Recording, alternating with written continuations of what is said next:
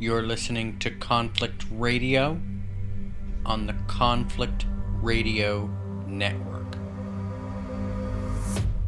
Greetings and welcome to Conflict Radio. Today is August 11th, 2020, and we're going to have some interesting guests on today. We have Aingeal and Ahonu Rose. Aingeal, during the past 40 years, has acquired certifications in numerous healing modalities, including Reiki, psychic laser therapy, hypnotherapy, including past life regression, Kathra healing, and more. She was a tarot reader and teacher for 35 years and teaches transformational writing. She has been doing private Akashic Record readings for clients worldwide over the past 15 years and began group Akashic sessions in 2010 in Ireland and the United States. And we have her and her husband on today, and we've got a lot of questions to ask them about the Akashic Records and what they are and what they mean for us. So we're just going to jump right to it and get to talking with them right after this. So welcome back to Conflict Radio. We're with Aingeal Rose and Ahonu Rose. How are you guys doing today? Great, thank you. We're doing great. Okay. Here in hot and steamy San Diego, California. Gotta love San Diego. How are you guys holding up with the weather? Well, as long as we stay indoors in the air conditioning, we're happy. So we have some questions, and I'll go ahead and I'll explain to you what's going on with our show. We've been going down a rabbit hole of sorts with all kinds of things on consciousness, and everybody I talk to has been bringing up the Akashic Records, and I wanted to get somebody on who is an expert in Akashic Records. And could you explain to us what they are? Yeah, the Akashic Records are really a library in spirit. And some people believe that they're on an actual spiritual plane of existence. But what I find is they're actually everywhere. It's really the database of the universe. So it's the sense that life is recorded. Everything that goes on in life, down to the minutest detail, is recorded in the ethers or in the spirit energy. So the Akashic Record is really the library of that. And every person, because they've had so many lifetimes and incarnations, has their own book, quote unquote, in this library, where their soul's journey has been recorded throughout each lifetime. So that's really what they are. They're quite remarkable in the sense that they're information, but they're living information. In other words, when you access something in the Akashic Records, you receive the information about it, but you also receive the emotion connected to it and the understanding, if it's something that is a concept that needs to be understood, or a history. You know, you kind of get it through your whole body what that event was all about.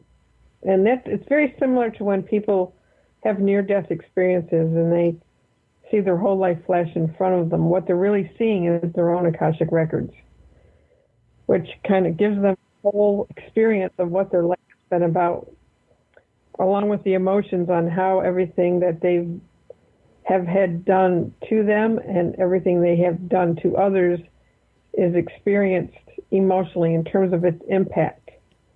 So I find that they are a vast field of information, but they're also very deep on a soul level in the sense that they have a sense of order to them and wholeness. Because I used to be a tarot reader for 35 years.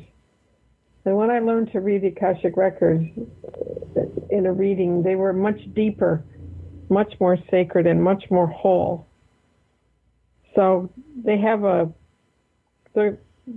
holiness to them in the sense that they make sense of somebody's life, or they make sense of an event. Would you say that it's a physical thing? No, I wouldn't say it's a physical thing. You know, when I experienced the records.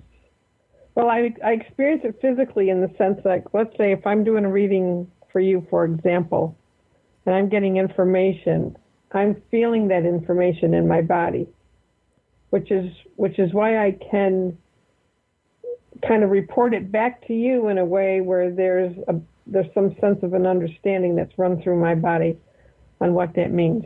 For example, when I first open the records for somebody, I'll see a series of colors. And somebody might say, well, yeah, you could go to any book and look up colors. But that's not what happens when you see colors in somebody's essence. You know, there's information in there for each person. It's what does it mean to them? Why is it showing up now? And then what do we do about it? So I experience that physically, and that information physically. Is that what you mean? Yeah. Well, yeah, I guess so. Is it like so do you have to I guess like have an out of body experience to see them, or you're actually tuned into them, like they come to you, or you know what I mean? The way I first started experiencing them is that it happened during a meditation. I used to meditate every day back in my 30s. And I would suddenly find myself in my own library, quote unquote. And it felt like it was directed by spirit, in the sense like they'd show me a lifetime that I needed to see in order to see how it was relating to something I was going through presently. But I couldn't get in there consciously and retrieve information. So at the time, there were these two women who were teaching how to access the Akashic Records. And so I took their class, which was only a weekend. It was really a special prayer. It was a Mayan prayer that was translated into English. And you had to say it a particular way. And when you did, you just were in this different frequency of information, is the best way I can explain it. And at first it was a little disarming because there was a particular vibration that my body wasn't used to. And it took me a couple of weeks to get used to it, but it really is a total shift in frequency. And it's a shift that you're going to a frequency that has information, pictures, feelings, understanding. So that's how I learned to do it, and that's what I do when I get into them. When I do a reading for somebody, is I say this prayer first, and then I'm just there. It just kind of appears. Do you hear words, or do you see more of like pictures, or? You know, Michael, it's all of it. Yeah. I hear words, I hear pictures, and the other thing that I found interesting when I started reading people was the language that spirit uses for each person is different. In other words, if they have an issue going on, two people could have the same issue, but the way I would talk about that issue with a person would be different for each one, because each person has their own way to understand. So I found that spirit was giving me particular words and particular ways to get a point across that was unique to each person. Okay. Now you talk about frequency. I have a cat, and she's 3 years old, and we took her to get her, I guess, spayed is what they call it, because it's a female cat. We took to get her spayed, and she had some kind of reaction to the anesthesia that shut her kidneys down, and she's dying.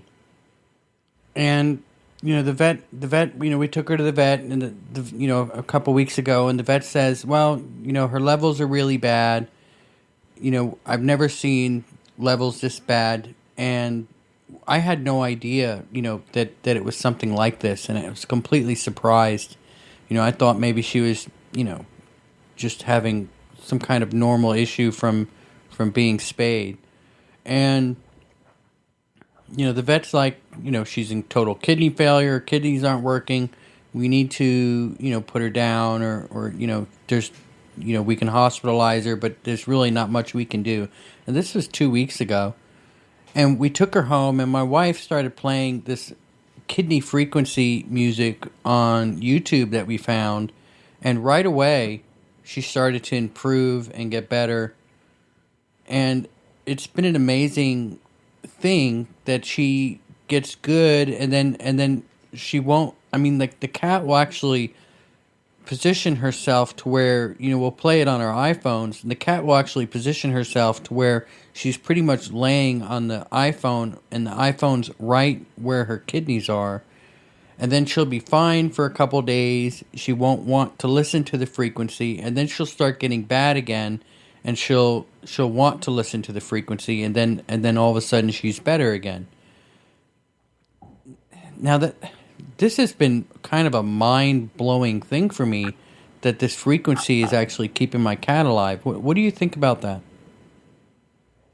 Well, I do know that every organ has its own, a particular frequency that it resonates to. So it goes under the heading of sound healing. And to me, that's very plausible, because if somebody has discerned the frequency of kidneys and put it into something audible, then I could see how her body would try to realign to that frequency.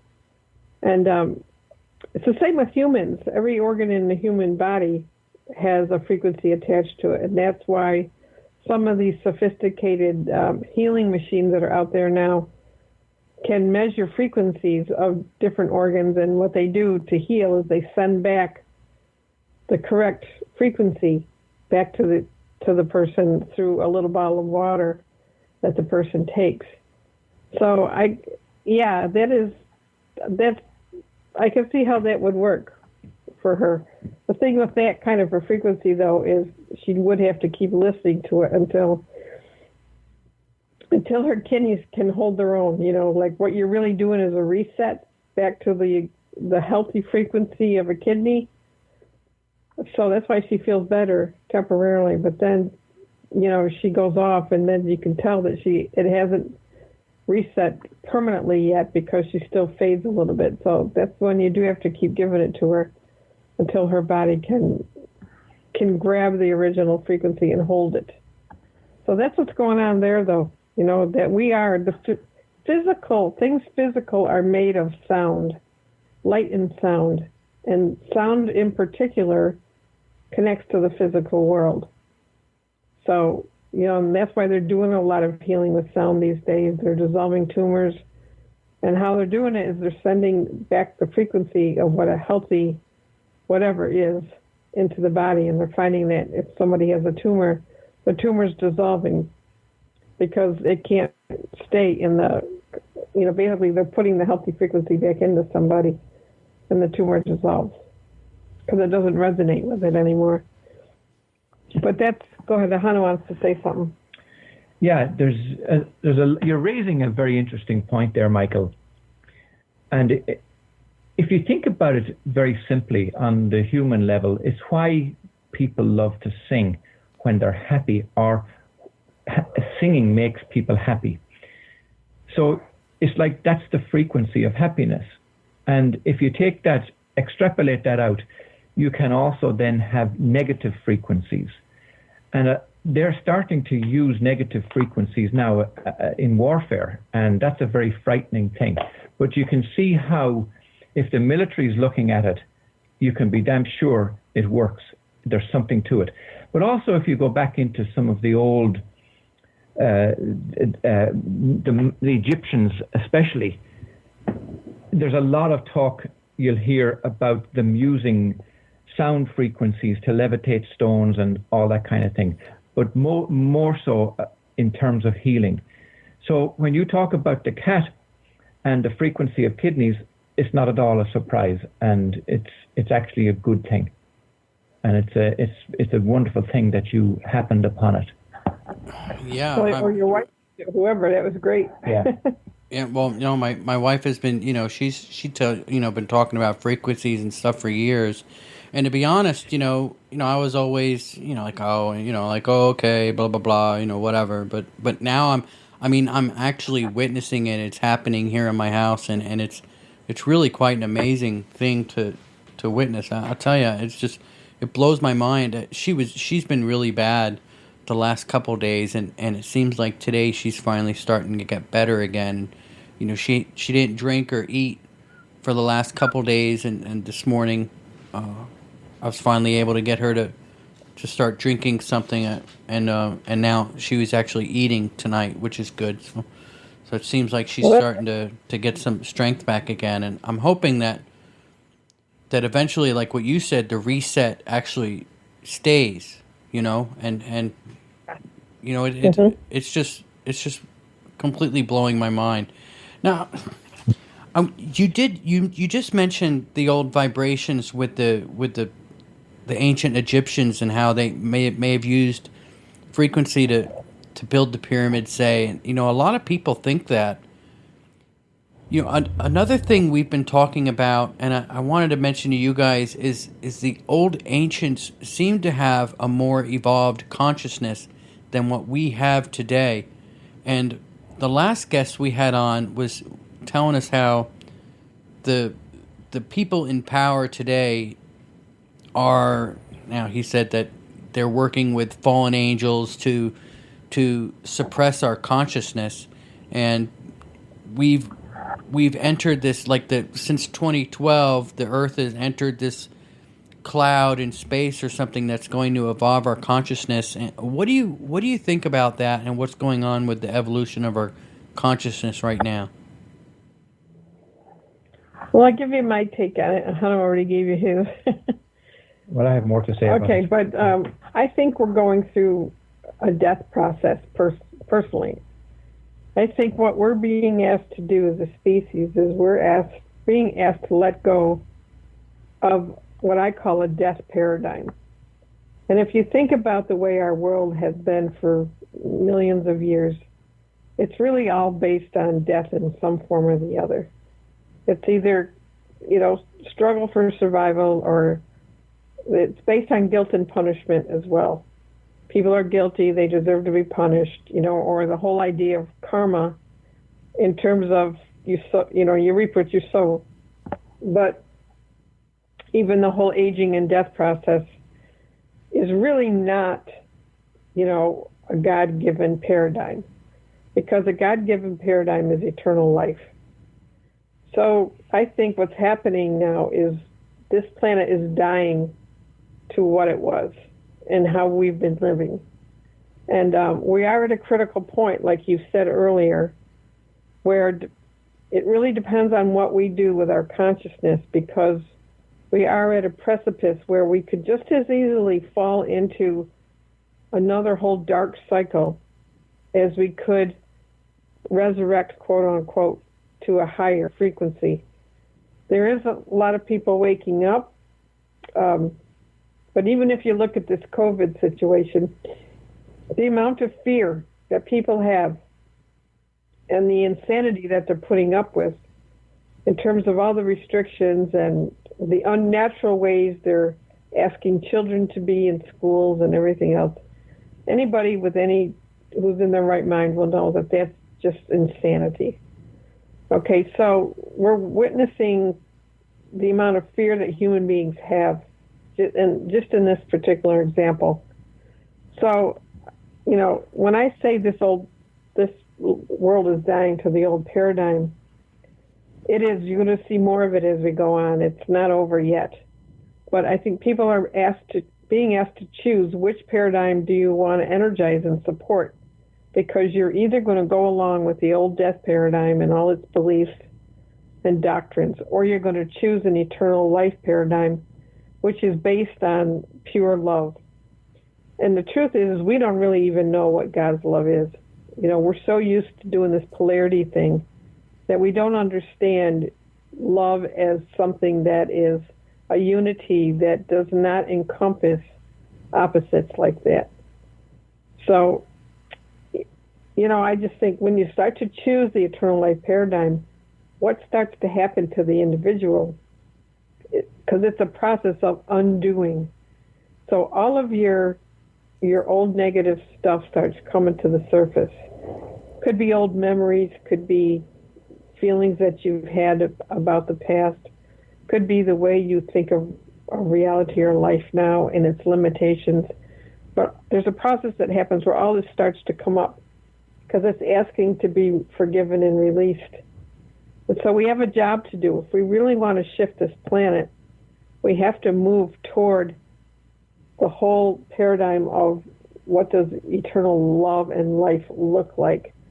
And that has to be our choice, as well as we let go of all of these deathist thoughts and ideas that we've been living forever, that we've accepted, because they no longer work anymore. They're not life promoting, they're not life sustaining. Most of them, like I said, are based on guilt paradigms. And you can tell that by the way we judge people, the way we, well, there's a million ways we do that every single day, judge other people. The fact that we're in separate bodies is a perfect example of separation thinking. So, did you want to say more about what you think is going on? So, what I think is going on, Michael, I do think we're at a danger point. And I honestly don't know.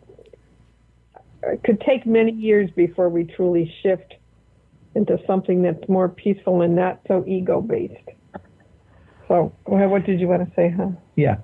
So let me tie two different questions that you asked together in one answer. Okay. And to do that, I have to go back when you were talking about the frequency of the cat, the sound frequency to heal the cat. And Aingeal Rose, when you asked her about the what are the Akashic Records, she was explaining that it's tapping into a certain frequency band. Now, I'm going to preempt a question that you may ask later on, and it's about, can anyone learn the Akashic Records? Now, the reason I'm bringing this up now is because it's attached to the world we're living in right now. So if you were to ask, can anyone read the Akashic Records? The answer is yes, but not everyone will be able to because of the frequency that they're at.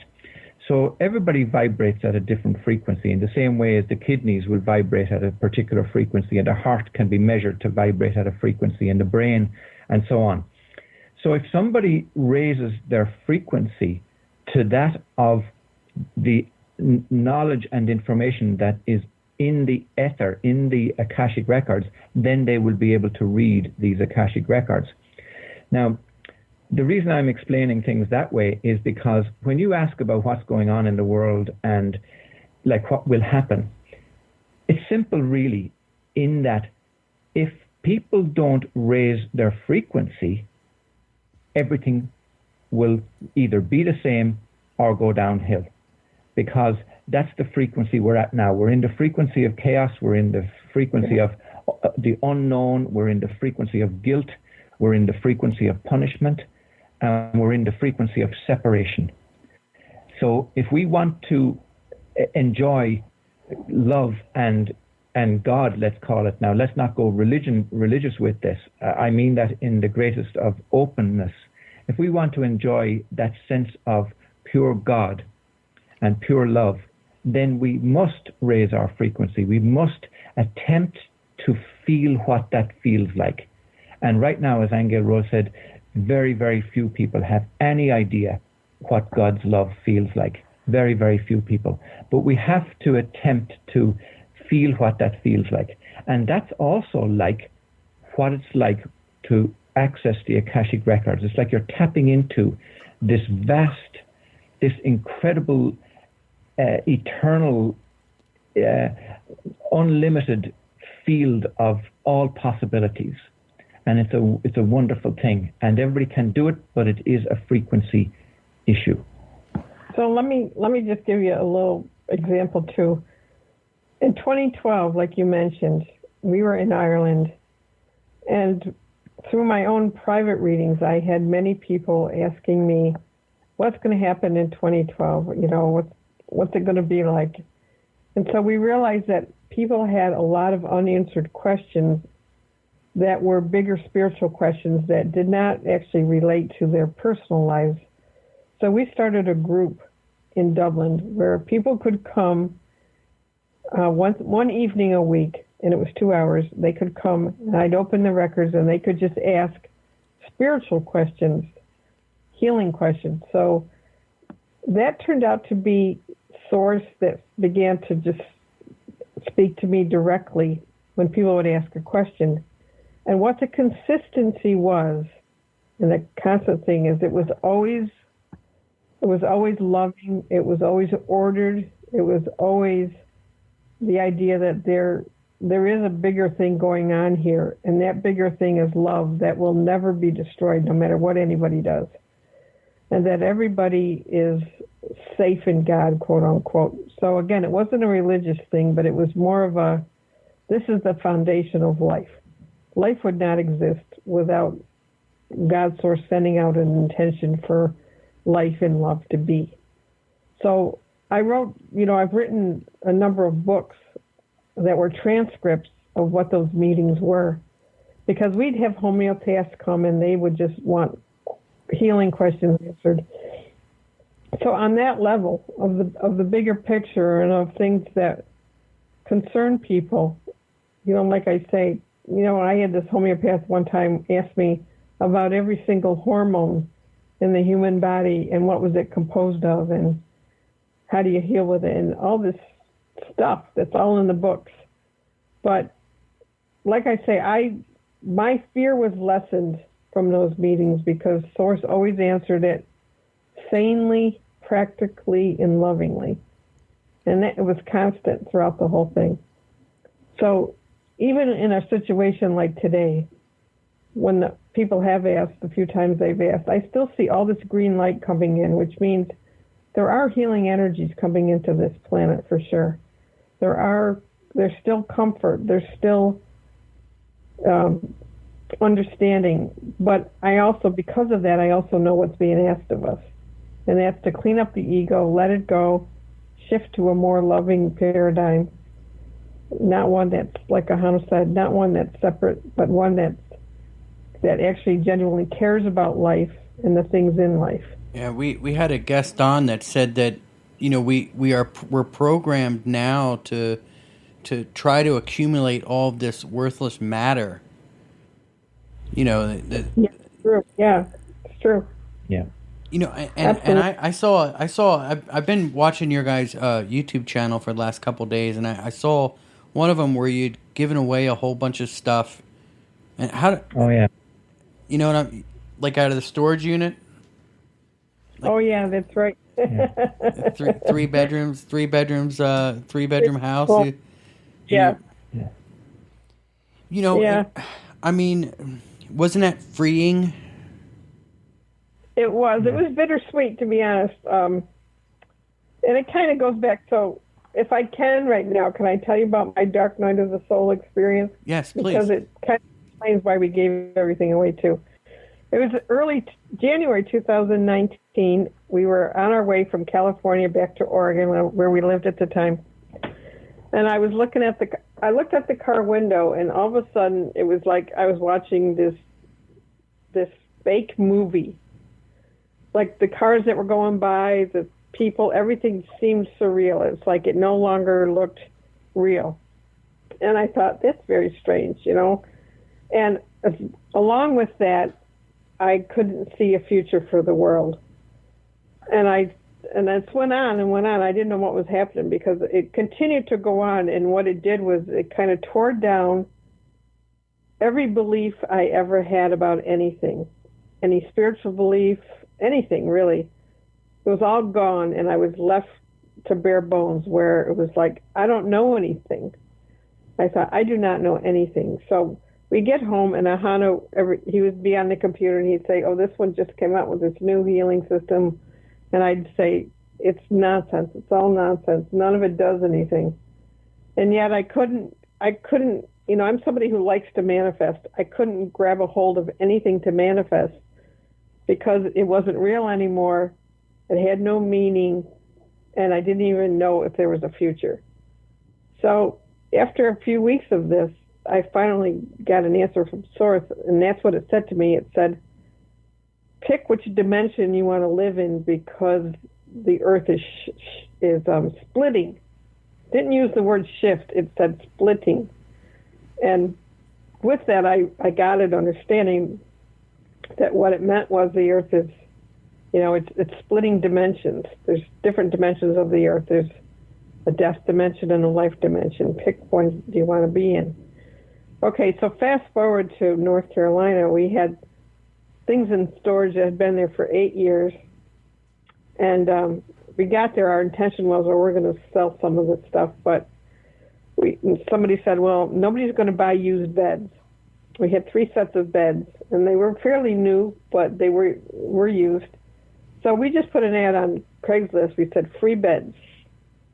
And the thing was, 62 people called us about those beds or wrote us. And, oh, my children don't have anything to sleep on. Or one man wrote and said, it would be so nice not to have to sleep on the floor anymore.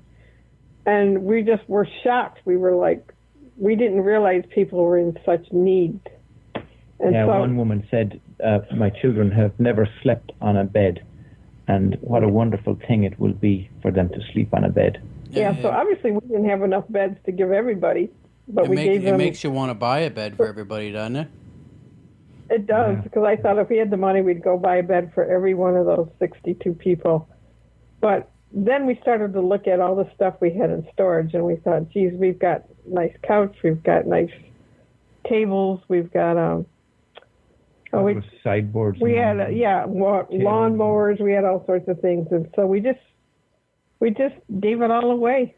We said, whoever needs this, let them have it, because we never realized how great a need there was in the world for things. And, people were delighted. They were just delighted to have a table or have a saw or something. And we thought, well, we don't really have a place to live right now, so let's just give it away. And yes, it felt good on that level of kindness to, people in need. But it was bittersweet because I had some attachment to some of the things I had, and that part was a little weird for me, because in a way it's taken down your own identity even further, because you do get attached to the things you have in your home, So you do, letting go and you got to wonder why that is. Yeah, so that was that story anyway. But yeah, so we do have a different view right now of material things, and we came away from North Carolina just really wanting simplicity, beauty, natural things around us. And, we're in California now because my daughter just had a baby and we're helping her out. But, to me, this is so congested and so, just, I don't know, there's not enough natural things around, really. And so I'm finding it hard to be here right now, but you do get a different perception of, okay, you'll like this story too, if I may. We spent some time in Ireland from March to July, and we have friends there, and we went to visit family. And the property that we were on, they have a 5,000-year-old standing stone on their property. And this standing stone has called us out there when we first came to Ireland and wanted us to come out and know who she, quote unquote, was. Why was I going to tell this story? Because it was to do with the meditations about the world, how the world was changing, and oh yeah, so this stone, which I'll call her Aria because that was her name. When we went out there this time, she said, you're all disconnected from nature. You don't know what the natural world really is. And let me teach you, it's not the way it was back in the old days. People were in communion with nature. Nature did things for people, opened portals for people, did miraculous things for people. There was this one flow of connection. And people are so out of touch with that now, they don't know the first thing about nature. So we proceeded to do these meditations for a small group of people based on Aria, and each week she would just intuitively guide me to take them on these little journeys. And the purpose of it is, because we're still doing it, is to get people closer to understanding what nature is on a whole different level in terms of connection and communication. And we experienced that one year because we traveled Ireland one time to make these water essences out of sacred places. And there were times when we were in horrible bad weather and nature would just stop the weather right where we were traveling. And we were getting into places that people weren't allowed in, and yet somehow the caretaker would just show up and say, "You need to get in there, don't you?" You know, one of them was this, I don't know, million-year-old cave that had a million-year-old waterfall in it, and it wanted us to get water from this place. And the guide went down in there into the waterfall and filled our jar for us without knowing what we were going to do with it. He just said yes. So we had nature show up in all kinds of ways that actually did do miraculous things for us. And tell him the story of the frequency of Atlantis. Do you have time, Michael? Do you want me to tell you this story? Yeah. Okay, please. well, this one year we went to Ireland, and it started out with us, well, meeting the Standing Stone, and then all of a sudden, all we saw were black cats everywhere. No matter where we went, there was just black cats, and we're like, what's with the black cats? And so Aria, the Standing Stone, taught us how to make a water essence out of her energy. And so we did, and she told us what to do with it. So it turned out that whole summer, we were just guided to all these different places to make these water essences. And one of the places Spirit asked us to get was this place called High Brazel. Now, High Brazel was an ancient... The mythical island. A mythical island off the coast of Ireland that was actually on ancient maps, but now it's submerged under the water. But the myth was that it would surface every several years, but it has not done so in a long time. So they wanted us to make a water essence out of the energy of High Brazel, and we were like, well, how are we going to do that? But we just started traveling along the west coast of Ireland, and Ahonu just turned down this road, and it led us to this remote beach. And we're like, well, he goes, okay, this is where it is. So we just put our jar down on the sand, and we called in the energy of High Brazel, and it came in immediately. And Ahonu, we both had an instant memory of Atlantis. Ahonu had a memory that he could fly, that he could breathe underwater. And I had an experience of all this gold everywhere. It was instant. Yeah, it's like we were tapping into that frequency. We were directly engaged in the experience of that frequency, which was quite remarkable and memorable. Yeah, so I said, High Brazel was a part of Atlantis. But that's the thing when you make a water essence, speaking of frequency, what you're doing is you're inviting the frequency of the sacred place or whatever spot you're inviting it to come into the water. So when you can actually feel it come into the jar, and then you put the lid on and you go home. And we had a group of 4 to 6 people who we take a little bit of that water and put it in another glass of water, and we'd each drink a little bit. And you went into an altered state within 30 seconds because the frequency of the place just came right into you, and you got to know it.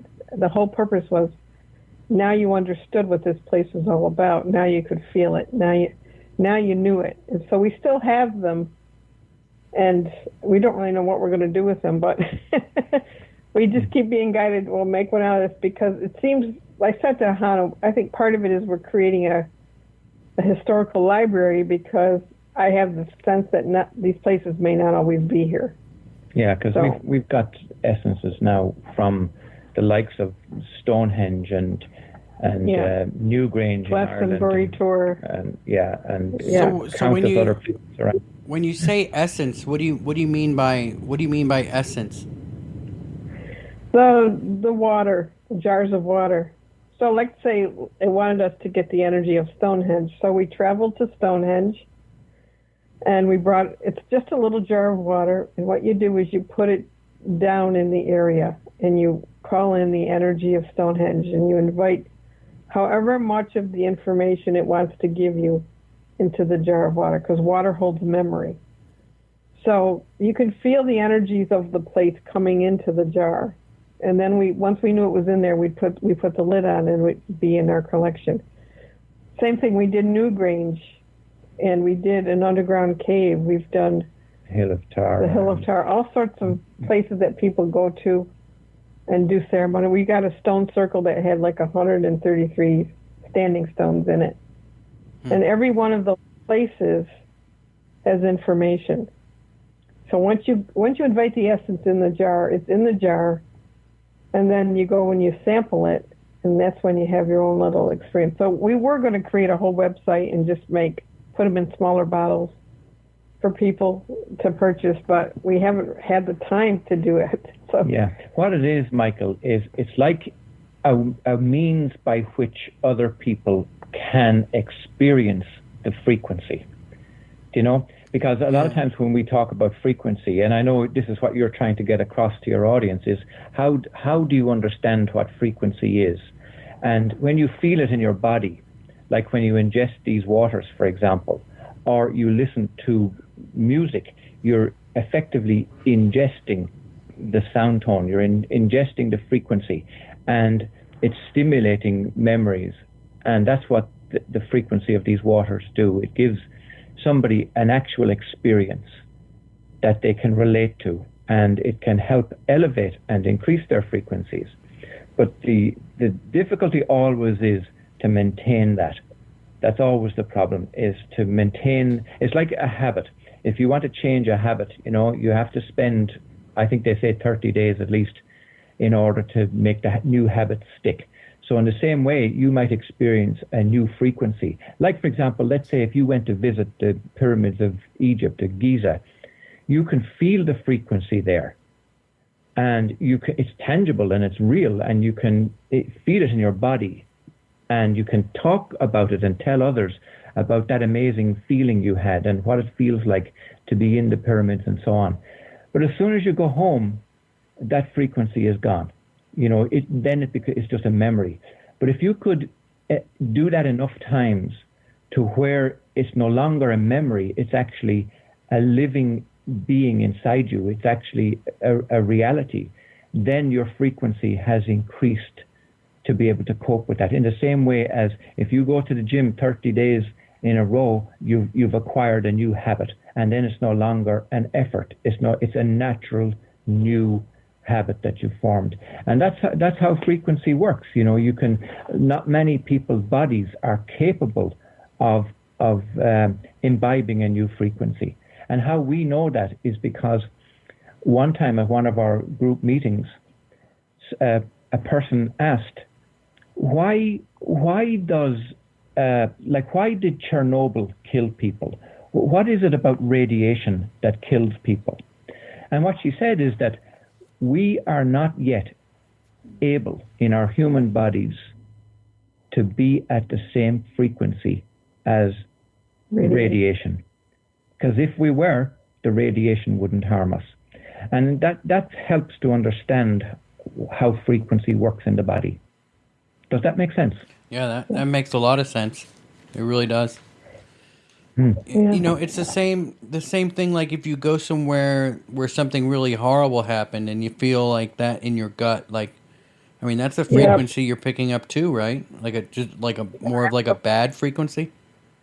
Yeah. Yeah, or sorrow. Yeah. We had some experiences on the property we were on too, where the property that we were on, there had been a lot of ancient battles there. And we got in touch one time with a warrior who had died there who needed healing. So that was interesting too, wasn't it? Yeah, you might actually, if you say that you listen to or you watch some of our YouTube videos, there is a video that we made about that, and it's called When a Warrior Falls. When a Warrior Falls. So if you or your listeners were to search for that on YouTube, it's a very interesting story because it was a very real experience for us. And what Aingeal Rose found from that was that when a warrior falls, the first thing they think of is their mother. Yeah. So there's a connection with love, but also there was a feeling of disappointment. Didn't you find that? Failure, yeah. Felt that he failed because he died without completing his mission. Yeah. But so he thinks first of his mother, and then he thinks of that he failed. But so going back to the essences, a lot of them did promote healing in people. So that's enough. But again, it's vibration, it's frequency. So could you capture the bad essence? I haven't done that, but I have captured some bad essences with crop circles. Yeah, that's interesting. There are a few crop circles that I have read, because I have a friend who's I don't know, he's got over 100 essences now that were made from crop circles, and he hired me to read them all. And well, you should tell the story about how. Yeah, that's really interesting. If we can go into that, have you been to one yourself personally? Haven't seen one. No, not yet. What is that? What is that feeling like? You know, and when I talk about like bad energy or whatnot, you know, I'm talking about like that. You know, the feeling you get like when I was at Gettysburg. You know, that feeling in your gut that something horrible had happened, or you know, when I was at the 9/11 memorial, or you know, somewhere bad where something bad happened. Now, I was wondering what kind of feeling are you getting from the crop circles? Is it bad? Is it good? Most of them are good. There are some that are shady. I call them shady. That when I went to read them, I would just say, "No, we're not doing this. We're not ingesting this one. This doesn't have a good intention." And what it feels like is like a disturbance. That the motivation of whoever created that was not to help humanity. It was to set them back in some way. There are a few like that, but the majority are usually positive, and they do impart positive frequencies into the land. And a lot of them do have healing properties to them. Some of them are, gosh, I've read them on every level, Michael. I mean, some of them are sacred geometry, some of them are healing essences, some of them shift the waters of the planet, some of them shift the grid lines. So there's a wide variety of crop circles that do different things. Some of them are holy, some of them are Mayan, most are Pleiadian and Arcturian, some come from the earth beings, but there are some that are reptilian in nature that really don't have our best interest at heart. They just want to keep us enslaved. Now that's interesting, because we had a guest on last week that said the reptilians are actually the fallen angels. What do you think about that? Yeah, I would be surprised. You know what I don't know what you think about it. I got this little revelation probably a month ago, and I sent it to Ahonu. We haven't really done anything with it though, but what I was told was that the original essence of each human is actually a whole being, right? I mean, we know we have male and female within us, but what I saw was back in the day when they were trying to create a physical body human, that what they did is they figured out a way to separate out from the original human sexes. So they divided the sexual energy within us. And then they proceeded to take that DNA and make a male and then make a female. Okay, and the purpose is to have them be attracted to each other consistently so that they'd reproduce on the planet, so that you would have more humans. Because they wanted us to, look over the earth, basically. We're back on Conflict Radio. We had a little bit of a disconnect there. You were talking about I'm talking about disconnection of the sexes, and your radio went off. But yeah, what I saw was that the division into sexes, into male and female bodies, was never a natural thing. It was done genetically by races that wanted to just create a species that would reproduce on their own and then work the planet. And so that's what the division of, but it's the reason why people, they crave sexual intercourse, really. Union, they're craving union. They're trying to get back to some sort of union. Unfortunately, it just doesn't work because it doesn't last that long. It's not a real union, because what we really need to do is just reclaim our original identity, which was whole in and of itself.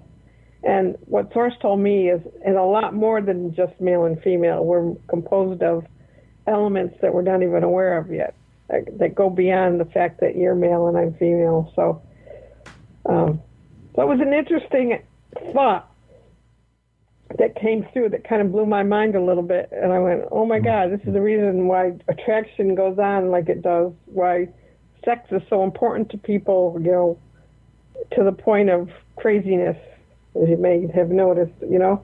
Yeah. But it's also a perfect example of frequency, because when two people, male and female, are in love, their frequency increases. And they call that being in love. So it's a perfect example of it. But the downstepping of the split from union into male-female was a downstepping in frequency. Yeah. So all separation is a lower frequency. Right, and it's the reason why people are always really looking for their twin flame, because that is the other piece that got divided out. And so they're always looking for that because they want to come back into union. And even though it's a lot of it's still at the level of physical bodies, the union that they recognize is a spiritual union.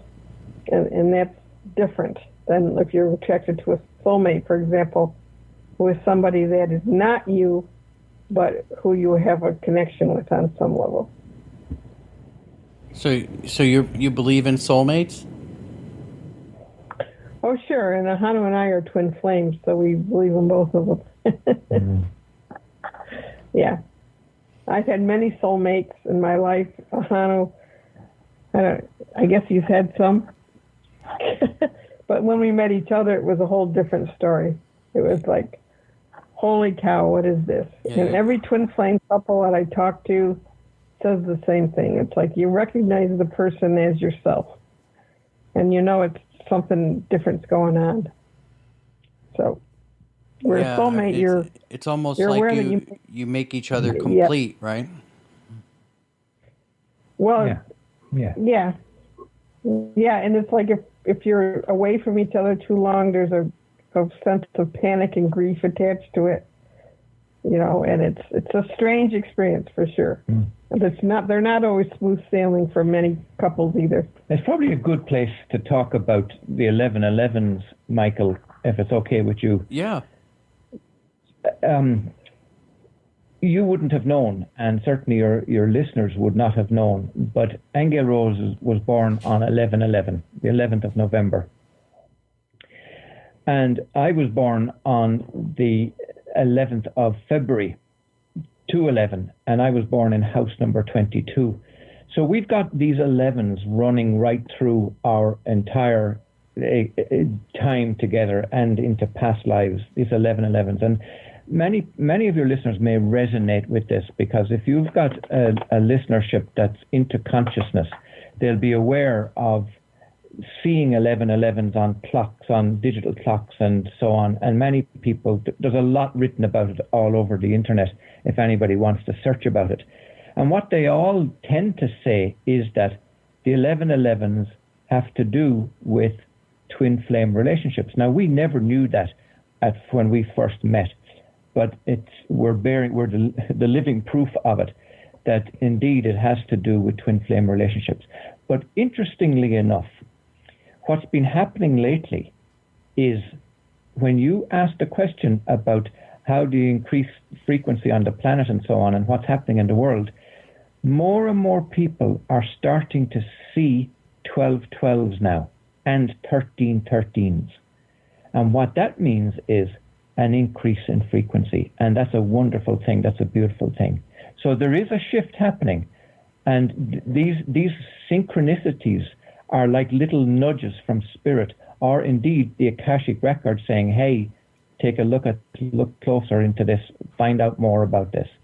And you'll find that a lot more people are reporting seeing these master numbers now.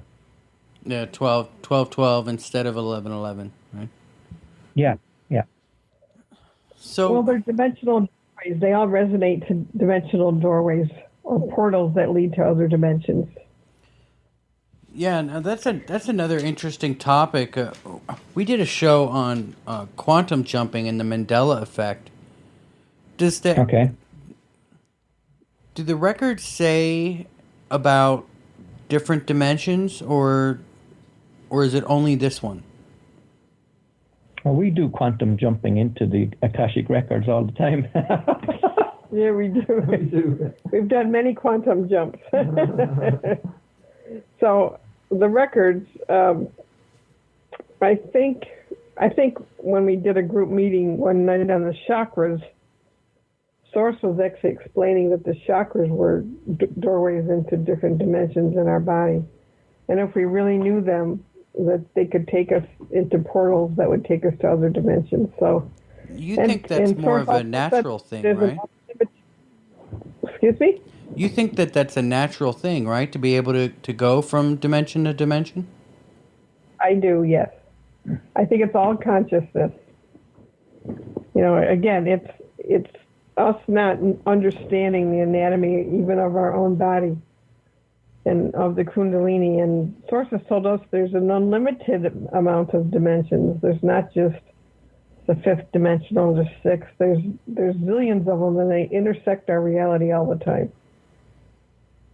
Yeah, that's just so interesting. Now, Yeah, it is. how does this all fall into the good versus evil? The good versus evil. Yeah, like, Well, you know, with religion Go ahead. and okay, so a lot of people think that, you know, there's a heaven and a hell, and there's, you know, that there's God, and then there's the devil, and how does all this fit in with that? Do you think that there's a war on right now of good versus evil? I think there are entities or beings out there that don't really have a lot of their own life force. And so their whole game is to steal life force energy from other people in order for them to stay, quote unquote, alive. So I do think there is a darkness on this planet. I do believe in dark entities. You know, I've seen people that have been interfered with by them. And right now, I think they're trying to steal as many souls as possible because they don't want to disappear or dissolve. And sources told me that the way this time period is supposed to be is that it is an ending of evil. Supposed to be. And you know, and that's the way it would answer. If more people moved into or made choices for the paradigm of love, anything evil could not sustain itself in that, because the higher you go in frequency, the more loving it gets. So, and that just dissolves the whole negativity thing. But right now, what's going on is because people's egos are not pure and they're not purified, we create a lot of these demons ourselves with our thoughts. And like, you know, sources told me that, you know, any judgment thought, any negative thought creates an entity on some level. So a lot of it is us doing it with our minds without realizing what we're doing. And yes, there are nasty, dark people in the world who are really totally into the dark agenda, and they're into torture, they're into Child trafficking and all. Child trafficking, and they're into Satanism, they're into all sorts of things that are the opposite of life. That's how Source describes evil. It's something that is against the life principle. Yeah, but, you know, it is asking us too to take a look at what we do that's against the life principle. So it's interesting you bring up child trafficking, because that's really starting to come out now. And if from what you're saying is true, all that's going to have to be exposed. Absolutely. Just like all those Satanism, and, you know, I had Source take me one time below the earth And there's dimensions below the earth where rituals of black magic are occurring. You know, in tunnels, in I don't know, it just Caverns. yeah, under the earth is what it was saying. So I've seen them. I've seen the degree of what they're doing, and I believe that governments of the world do use metaphysical principles to control populations. You know, in fact, when we were up to Glastonbury tour in England, have you ever been there? Do you know where it is, Michael? No, you know, I've been to London, but I never got out of London. I went there for 10 days, and then I got really sick. And just sat in my hotel room for like 5 days. So I didn't really get outside of London too much, but I think I've heard of what you're saying. Well, Glastonbury tour, it's a big hill, basically, that has a... How would you describe that building? It's like the nave of a church, is what it is, a tower. Yeah. Yeah. And when we went up there, because we were asked to make a water of it, and but it was showing us that a lot of the religions of the world, they build churches on intersecting grid points.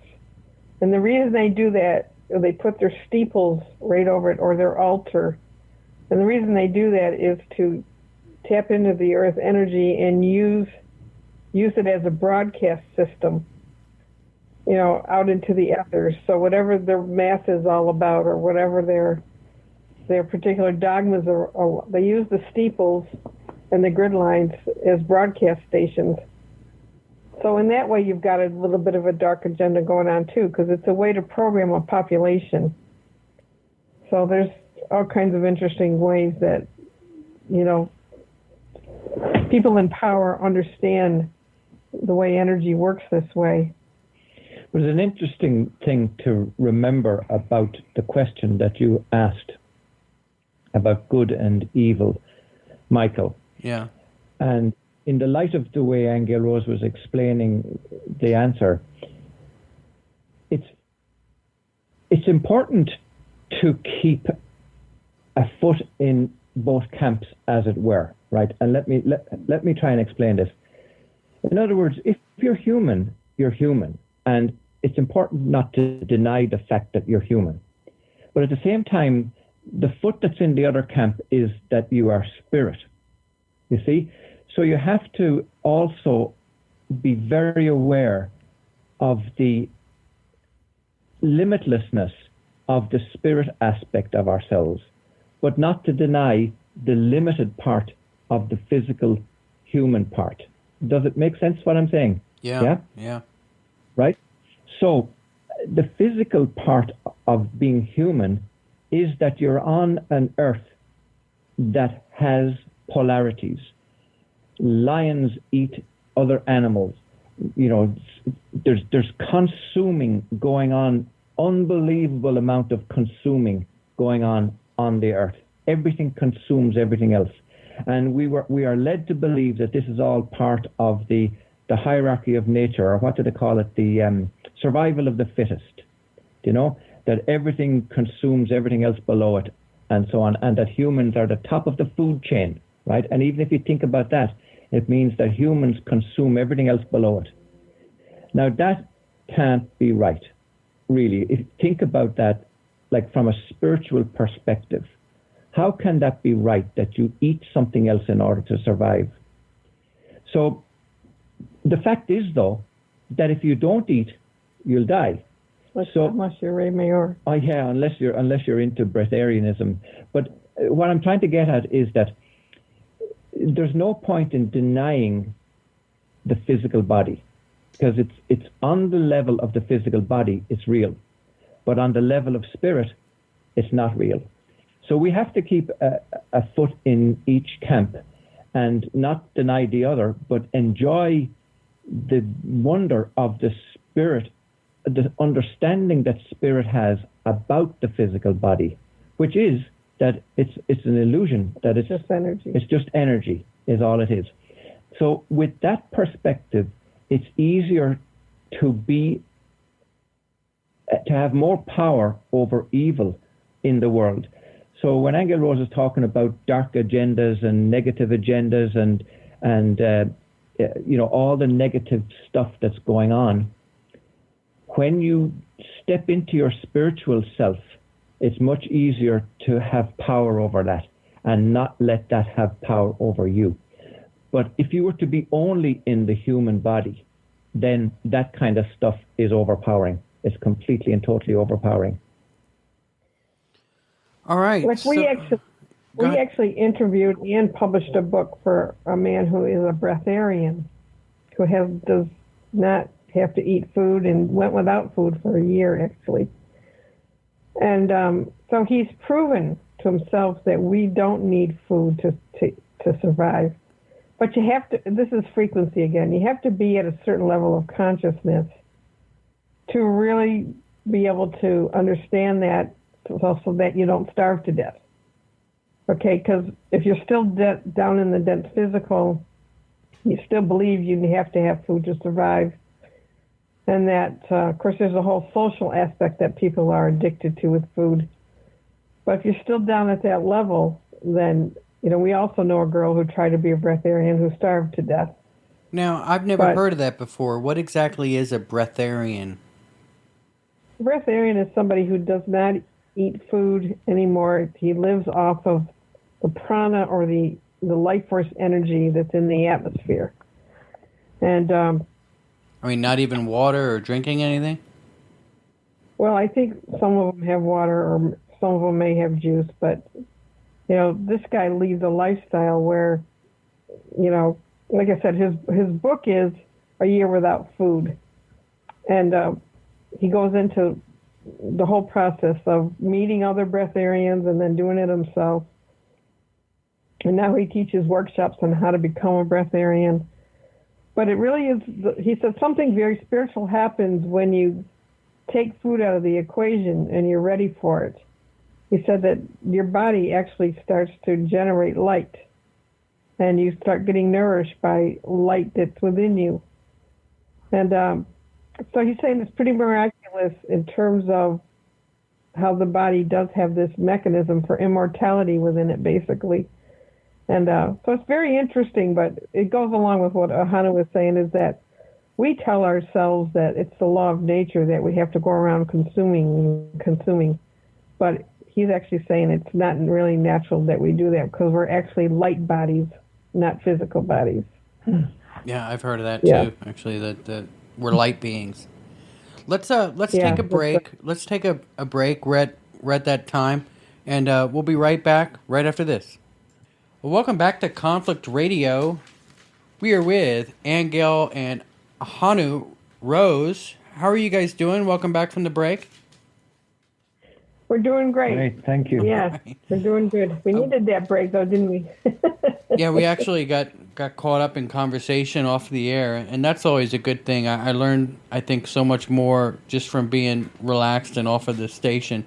Now, I wanted to ask you a question about how we are conceived and the creation of us and how we are created. How are we created? Are we new souls? You mean as a physical person, you mean? Well, look.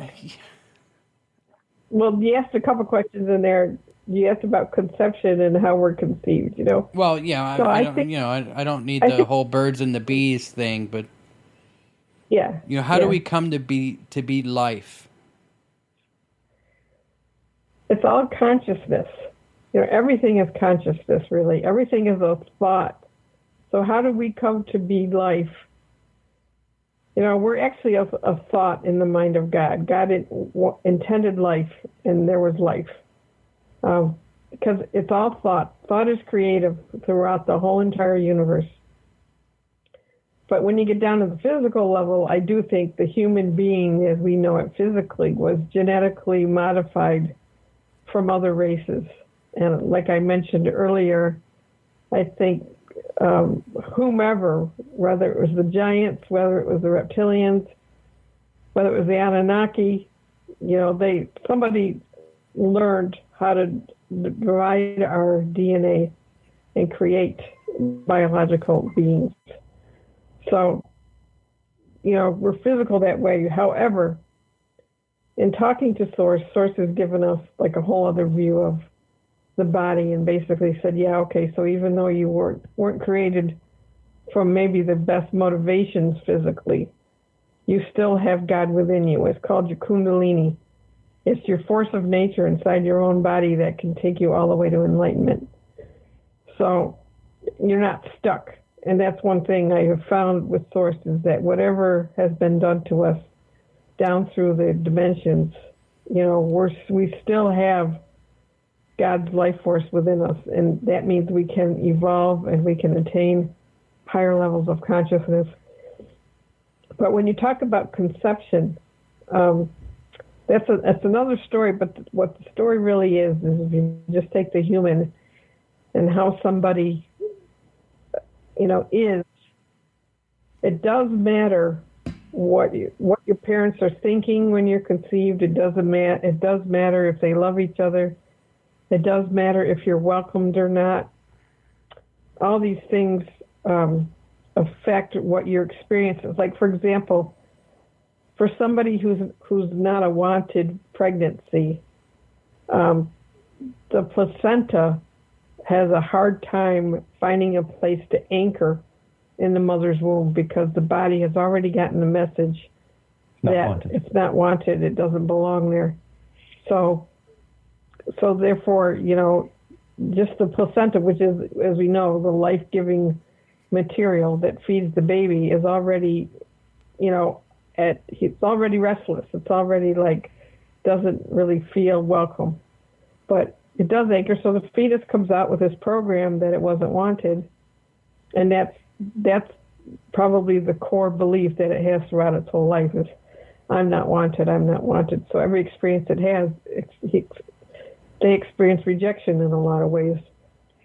And it's hard for them to give themselves permission to be here, to be alive. So that's one trauma that can happen. You know, other fetuses, their mother may have tried to abort them, so they come out with a different program. Another fetus would be circumcision, what is it, when they take the baby out? Cesarean. Yeah. So there's an interruption to the natural birth cycle, so they come out with this interruption pattern. Other mothers take anesthesia when they're having their babies, so that affects the fetus. The fetus comes out attracted to drugs its whole life because it thinks that life is about being anesthetized. And so but it's all thought. The point is every experience that happens has its origin in thought. So thought creates matter. Thought and consciousness creates form. And we have a really great friend who had a spontaneous Kundalini experience. And she all of a sudden had all these abilities and gifts. And it took her a couple of years to get used to them.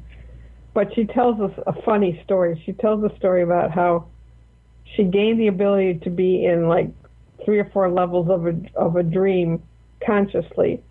And she would know what was going on in each one, and she'd lucid dream in them. And this one time she had people visiting her home, and she wasn't exactly totally out of the dream, but she could hear people talking in the kitchen.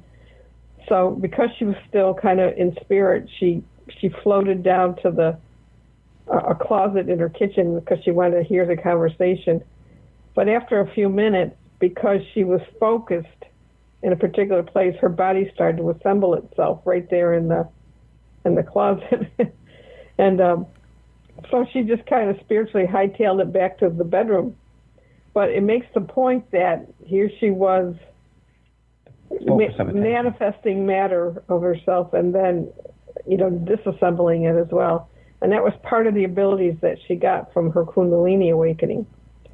So there's a whole alchemical furnace within us that has the ability to teleport, to bilocate, to be in other dimensions at the same time, to disassemble our bodies and reassemble it. And we're so rooted to the belief structure of physicality and limitedness that we just don't ever really go there. And that is, I think I got off topic with that, but when you ask how was the human body created, it depends on what level you're talking, because there is a level of physical matter where we were genetically modified, but we still have Kundalini within us. We still have a chakra system, and all of that is physical immortality in the body. And it just needs, we don't know about it though, and it's dormant in most of us. And we're not purified. We have to purify that ego in order for us to be able to raise our frequency up high enough where we're in those abilities. Because like I said, the higher you go, the more loving it gets. Do you think that we have multiple lives? Or do you think it's possible that we live? Some people theorize that we live the same life over and over and over again until we get it right. Some people just think we live different lives. What are your thoughts on that? Well, if you don't mind, I'll pop in here with an interesting story that basically says that we can actually try and live through our children. Now, let me tell you the story. So, I was born and given my father's name. And a lot of times in Irish families, and I know in Spanish families also, it's a tradition, and Italian, yeah, it's a tradition that the eldest son is called after the father. Now, there may have been a time culturally when that was important, maybe for the inheritance of the farm or the family business or whatever.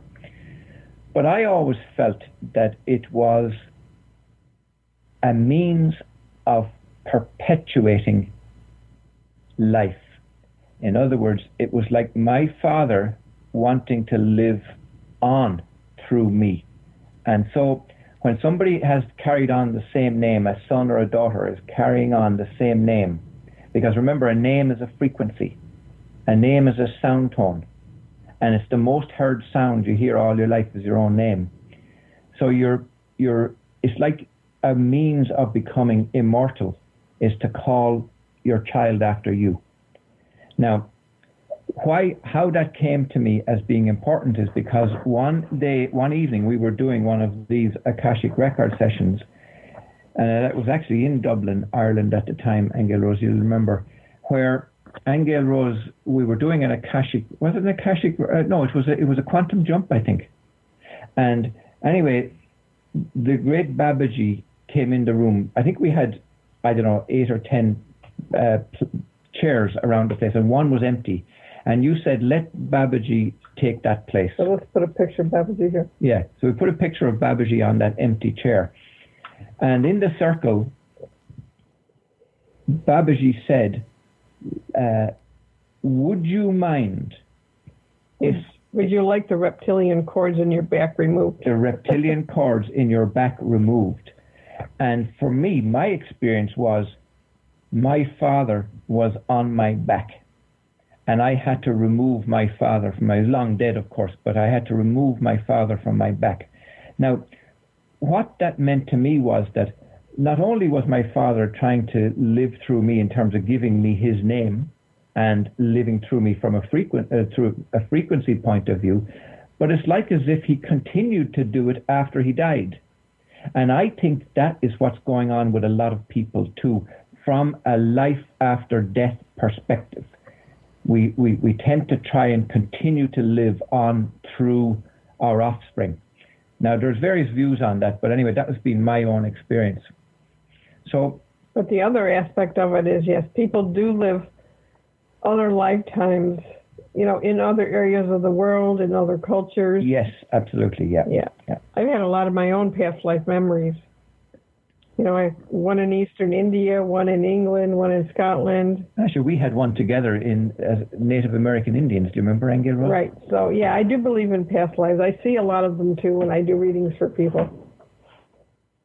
So I've never had the thing where people keep living the same life over and over again.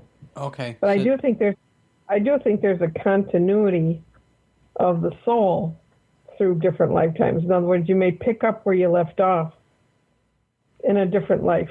If you didn't finish something, if you didn't complete something, you may come in predisposed to have those same challenges continue until you do it or until you evolve. So I do think there's an evolution that does go on from Yeah, it's like lifetime to lifetime. the evolution of the soul, Yeah, right?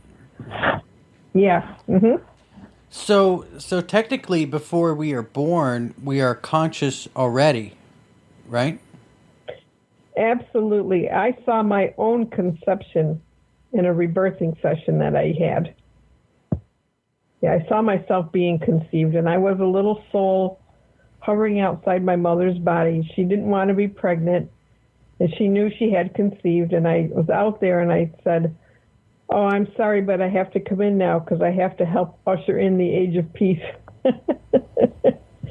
But the consequence of that was I always felt guilty.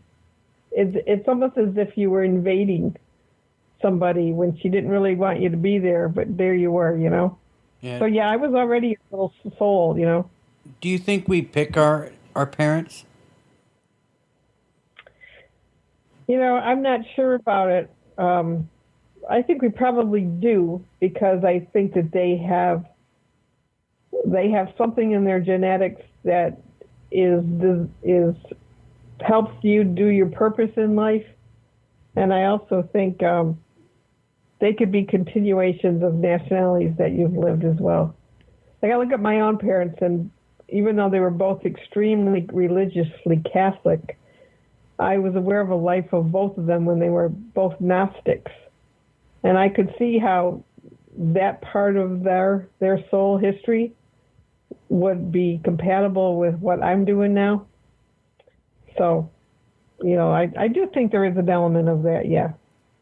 And a lot of times people do remember their parents from, you know, if you look into their Akashic records, oftentimes their parents are soulmates from another lifetime. But you can see that too when you go into somebody's records, especially if they have parents that maybe they don't get along with their mom or they don't get along with their dad. You can look into that and see, well, where did that originate? Where did the conflict with them originate? And oftentimes you'll find that it's back in a different lifetime where it started. So when you look at somebody's records, you can see all of their lives, even the ones in the future that they haven't lived yet. I've never looked for future lives, but I don't think you see all of their lives because people have lived too many. I'd be there for days. Yeah. Trying to look at all their life. But what you are shown is the ones that relate to them now, in the life they're living now. Huh. That's really interesting. The ones that are impacting their soul contract. Everybody kind of makes a little contract for themselves before they come in, what they'd like to get done. And so you have a bit of a plan, kind of like an astrology chart of the soul, and you can change it around when you're here because you have the power of choice. And once you're aware of anything, you can modify it. Or some people complete their contracts early and then have the opportunity to leave or stay, and many people stay still and go on to do something else. And they're kind of free to do whatever they want. Yeah, I always imagined dying, and once I died, I would immediately remember everything, all of my past lives and everything, and be like, "Oh, okay, well that was interesting. Let's move on to the next one." And it's like when you're not alive, you can look at if I was to just kind of describe an idea, you would look at like a bunch of jackets hanging on the wall, and each jacket is a different life, and you have to wear that jacket to experience that and learn how to deal with that, and then that jacket, you'll experience that and learn how to deal with that. So you can look at all of your lives that you have to live still to learn everything that you need to learn and be like, okay, well, I guess I'll put this one on now and go learn this and go deal with this. And then boom, you're born, you don't remember the jackets, so to speak, and then you die and you're back, and you have less jackets now to choose from. Am I explaining that okay? Yeah, that's a great way to explain it, actually. I like it. That's really good. I don't know if that's real or not, but I always thought that that was, like okay, so this life I have to learn this and this and this, and for some reason I think in the life I'm given now, one of my key lessons is patience. I have to learn patience in this life. So, what do you think about our nature of reality? What is I'm sorry. Say that again. our nature of reality? What's the nature of reality? Well, the nature of reality is really just understanding reality. That's the name of your new book. Yeah, but the name of my book that's coming out, Michael. And the reason I called it that was because we talked about the brain, we talked about time, we talked about consciousness, dimensions, dreams. So the nature of reality is really that it's pliable and that it's moldable and that it's all light and sound. That's really, and consciousness, and it's eternal, yeah. Do you think that we're... It's love, basically. It's benevolent. Life is benevolent. Reality is supposed to be benevolent. That's the foundation. So, okay, so moving back to the records, when you're in them, what does it feel like? How do you know what I'm saying? Like, what does it feel like when you're there? Like, how can you tell when you're in source? Does it feel different? Well, okay, when I'm in a private reading is different than when I'm in source.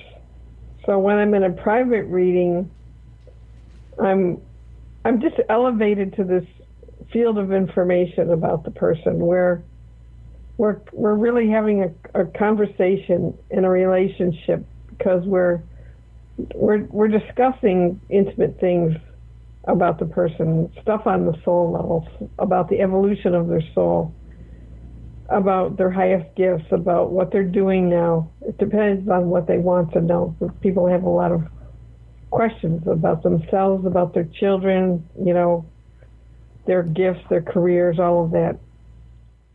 So that just feels wonderful because it's very holistic. And what I mean by that is, I told you I used to be a tarot card reader. But when you're in the records, whatever question they ask is always answered from the perspective of their soul evolution. And you find by the end of the reading that you've come full circle back to the beginning, which is pretty great. And there's an element of peace around it and comfort. When you're in source, you're in this field where you're aware of a being, but that being is also everything. And it is, it's kind of like knowledge, wisdom, understanding, that feeling of love, feeling of non-judgment, feeling of compassion. So it's a very loftier feeling. You're transported into a higher place, almost like you're getting close to heaven, which is a whole different realm. And I don't know how else to describe it to you, Michael, because it's... How do you experience it? You've been in the records before. Yeah. It is a whole body, whole mind experience. And it's like all information is available to you, and what you're doing is you're using the physical body to kind of try to grasp at this infinite knowledge that's there, and you're trying to downstep it, as it were, into English words in your mind. Do you know? Yeah. And that gives an idea of how vast it is and how limited we are in terms of trying to understand it. But it works because we are able to downstep it and relay that information to somebody through a reading. And when they hear it, it's like, oh my God, how did you know that? Or that's incredible, that's exactly me, or that's exactly what I needed to hear, or whatever feedback you get. So the feedback loop proves that you are downstepping correct information. And so we do know from having taught so many people, Aingeal Rose has taught a lot of people over the years, and in a classroom situation, you'll always hear people initially coming in and saying, oh, I don't know if I'm going to be able to do this, or this is going to be very difficult for me, or and by the end of it, almost everybody is able to read the Akashic Records. But in order to achieve that state, though, we do have to bring the frequency of the room right up. We got to bring people right up to a frequency where they can access these records, as I explained earlier. But that happens to the prayer. When you say the prayer, yeah, the prayer itself takes people to a higher level. So and you can feel it vibrationally. It feels different, Can you say the prayer on the air? Oh, absolutely not. Okay. I'm just curious. So, what is the source's definition of time?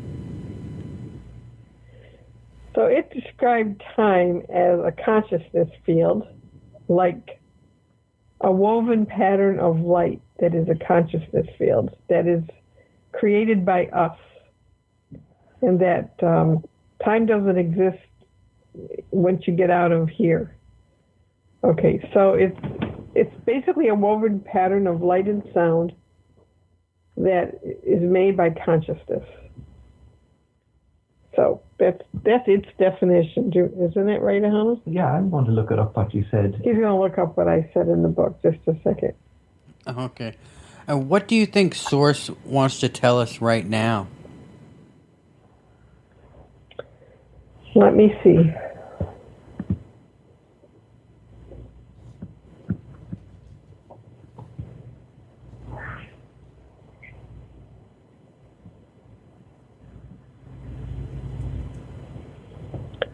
I think it would want to tell us to, it would say things like, there's nothing to fear, but be more aware of your thoughts, be more conscious of your thoughts and of what you're creating with your mind and your feelings. It basically asks us to choose love. Love not being a fluffy emotion, but love being a principle of life. Okay. I think it's always told me that, focus on it, focus on love and not what's going on around, but kind of like raise your heart, and your mind to loftier things is what it would say. Don't put your energy where negativity is, because you just make more of it. I think that his main complaint is that we're not aware enough of, or conscious enough of what we're doing. You think we're manifesting our own destiny, so to speak?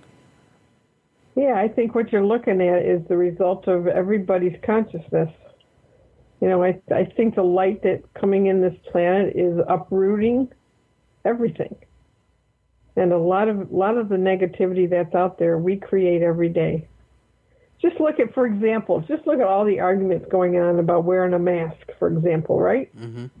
I mean, there's people that they're not your friends anymore if you don't agree that you should have a mask on every day. If you don't agree that you should take a vaccine right away, then all of a sudden you're in conflict with somebody, and these big disputes are going on over the silliest things, really.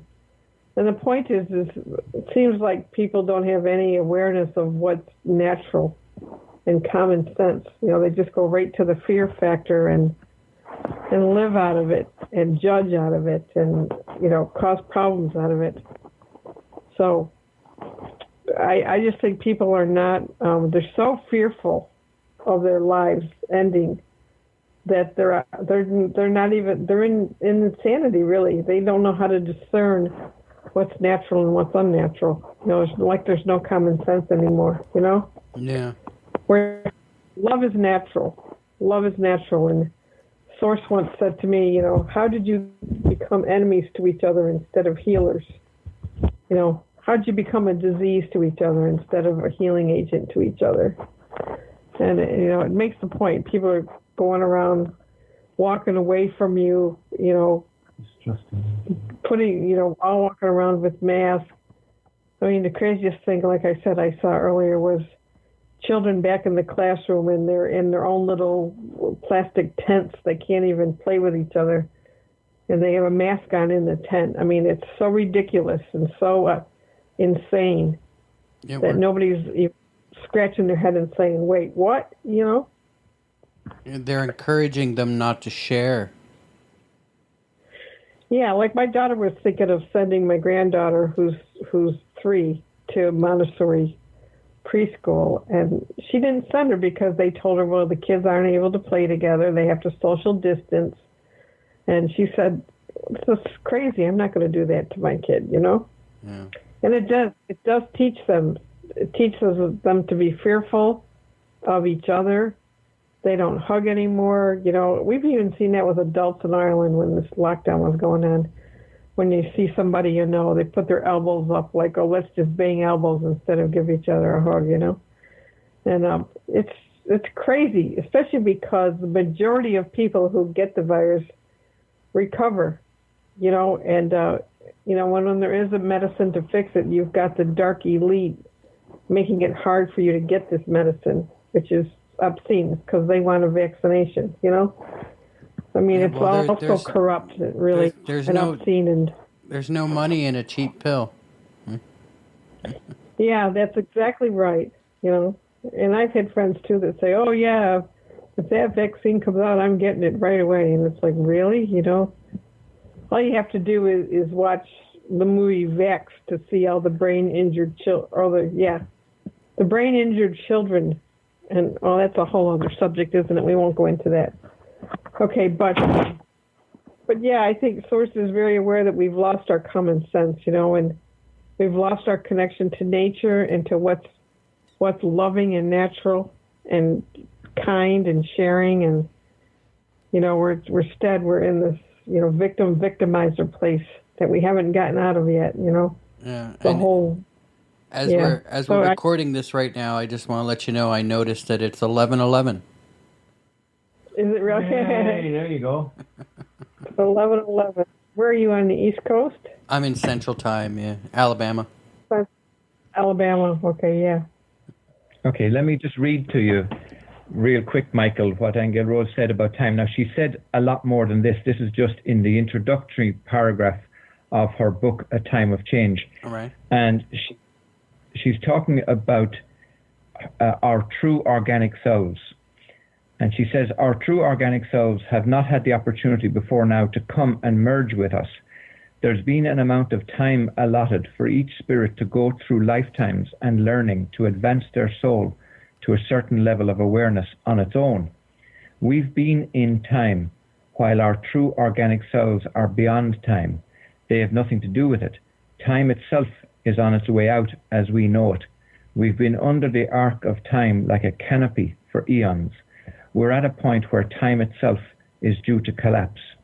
And you may feel fear at times, or you might wonder what's happening to you, or you could feel disoriented. This is part of the small self being rearranged cellularly. Please use the words true organic self. The word organic is important. As your true organic self merges with you, time will collapse for you personally.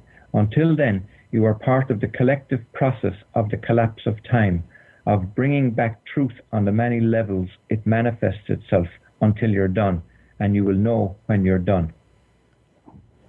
Oh, that wasn't really. I'm sorry. That sounds fascinating, and that's the book Time of Change.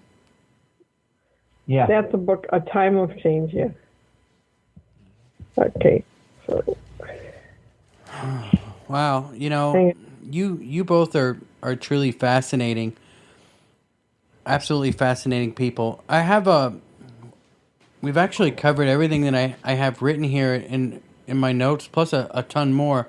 I have one more question that I have written down here. What do you think of heaven and hell?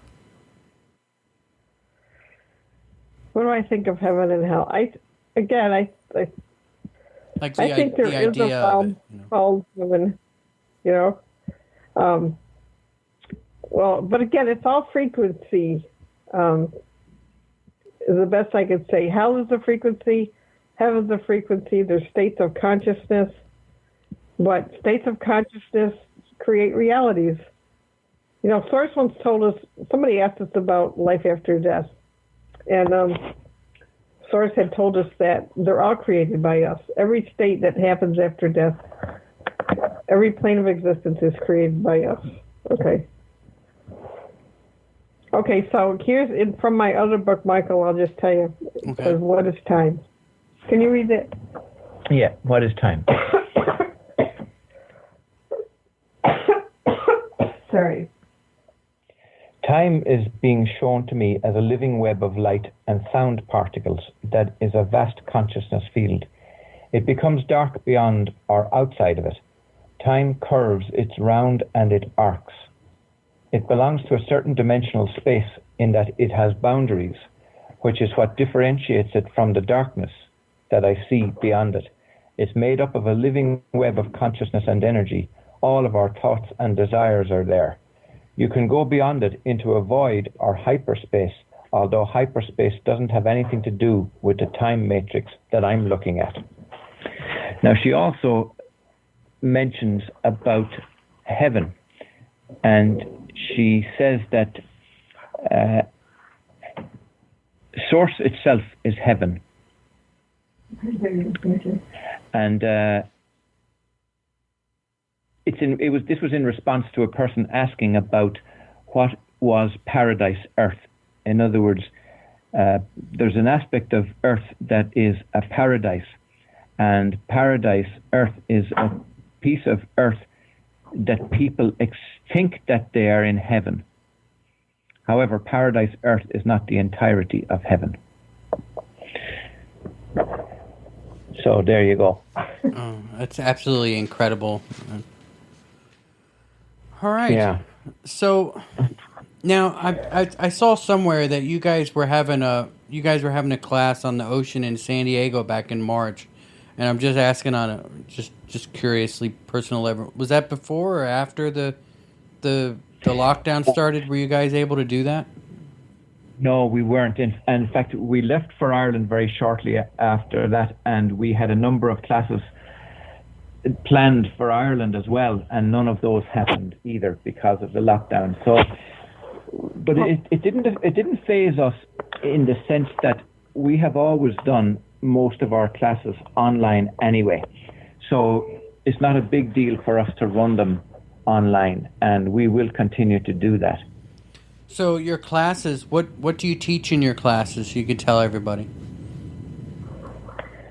Well, we've taught how to read the Akashic Records. We've taught manifesting. Taught quantum jumping. We've taught quantum jumping. When we've... you need to teach them how to get back, too. I know. We've when I had the Dark Night of the Soul, I taught a class on the dimensional split so that people would know what's going on, because it's funny, when I got to Ireland, a girl, we made a YouTube video on my Dark Night of the Soul, and a yoga teacher called us and said that she also ran a meditation class. She said a lot of her students are experiencing this disorientation and confusion, and could I come and talk to them about what was going on? So we created a one-day workshop about the dimensional split. And I had another one that I was going to do in Ireland that was an extension of that, because it went into the process, and it went into forgiving humanity and forgiving the human even. And I never got to do it because of the lockdown. And I didn't do it online either. So instead I went to revising my books and getting those out. So that's what we have done. But we mentioned soulmates and twin flames earlier, and we have done workshops on those as well, twin flames and soulmates. And Ahonu is a great artist, so he's done a lot of classes on spiritual art. with people, and they're usually, personal explorations into their soul and Yeah, their spirit I guides. saw one of those pictures where you had kind of the eye surrounded by the 8 planets of the solar system. Right. Yes. Yeah. Yeah. Is that ringing a bell with Yeah. you? Yeah, I watched that. I watched that YouTube video yesterday. That was fascinating. Yeah. Yeah, Good. yeah.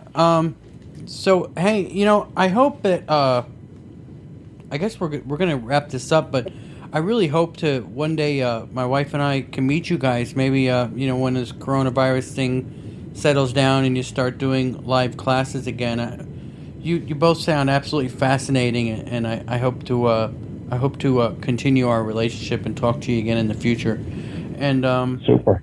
do you want to let everybody know your website, where to find you, where to find your books, and all that stuff? Yeah. Aingeal Rose, I'll have to spell it for you because it's the Irish name for angel, and it's spelt AINGEALROSE.com, aingealrose.com. And that website is predominantly for, if you want a reading, there's 2 choices of readings, and you can just pick one, and you just go pay, and then I email you, and we may set up an appointment. That's basically what my website is. Yeah. But go ahead. And then we have like a joint website also, which is Aingeal Rose and Ahonu, and I spell my name AHONU. So it's Aingeal Rose and Ahonu.com. And that's more or less all our workshops and everything that we do condensed into one place. And then if anybody is interested in writing books or publishing, we have our own publishing business, and that comes under the name of Twin Flame Productions with an S, twinflameproductions.us. So that's how to get hold of us. Awesome. I hope people reach out, because I truly believe that we're in a time of awakening, and I don't know if you all noticed. I'm be willing to bet that interest in what you guys do is really going up just in the last 6 months. So. Well, we've been traveling, and we're just trying to get ourselves settled. So I think. Yeah. I definitely think people are waking up. Yeah, they are. They are for sure. That's right. Yeah. All right. Well, we'll be right back on Conflict Radio right after this. Welcome back to Conflict Radio. That's going to wrap it up for us today. It's late here, and I'm hoping to get this show up tonight, so we're just going to go ahead and wrap up. Remember, you can always find us at Conflict Radio Network on YouTube. Make sure you like and subscribe to us there. We're on Apple iTunes and iHeartRadio, Spreaker, all of your normal podcast catchers. You can find us. Also, be sure to check out our website, www.conflictradio.net. So until next time, batten down the hatches and be safe.